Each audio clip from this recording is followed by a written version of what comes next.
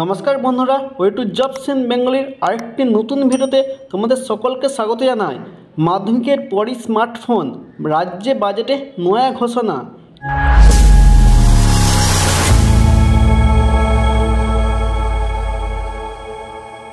এবার মাধ্যমিক পাস করার পর পড়ুয়াদের মিলবে স্মার্টফোন। বৃহস্পতিবার প্রস্তাবিত বাজেট পেশের সময় ঘোষণা করলেন অর্থ প্রতিমন্ত্রী চন্দ্রিমা ভট্টাচার্য।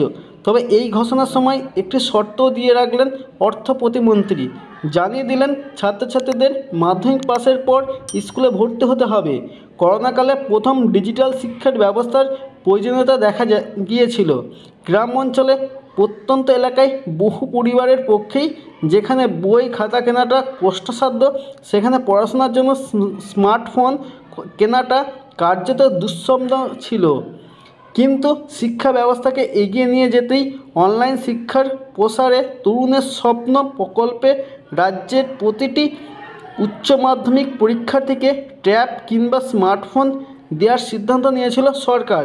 কারণ করোনাকালে শিক্ষা প্রতিষ্ঠান বন্ধ থাকায় অনলাইন পড়াশোনা চলছিল অধিকাংশ ক্ষেত্রেই। পড়ুয়াদের সুবিধার্থে এই প্রকল্প চালু করা হয়েছিল, যার মাধ্যমে সরাসরি পড়ুয়াদের অ্যাকাউন্টে টাকা পাঠানো হতো। তবে এবার থেকে দ্বাদশ নয়, মাধ্যমিক পাসের পরেই মিলবে ট্যাব বা স্মার্টফোন। অর্থাৎ একাদশ শ্রেণীতে উঠলেই পড়ুয়াদের অ্যাকাউন্টে যাবে টাকা।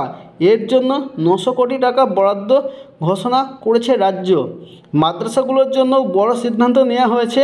রাজ্য বাজেটে বলা হয়েছে তথ্য প্রযুক্তি ও বৃত্তিমূলক শিক্ষা সমেত অত্যাধুনিক পাঠ্যক্রম প্রণয়নের মাধ্যমে ধাপে ধাপে মাদ্রাসাগুলিকে উন্নত করা হবে, যার জন্য বরাদ্দ করা হয়েছে 50 কোটি টাকা।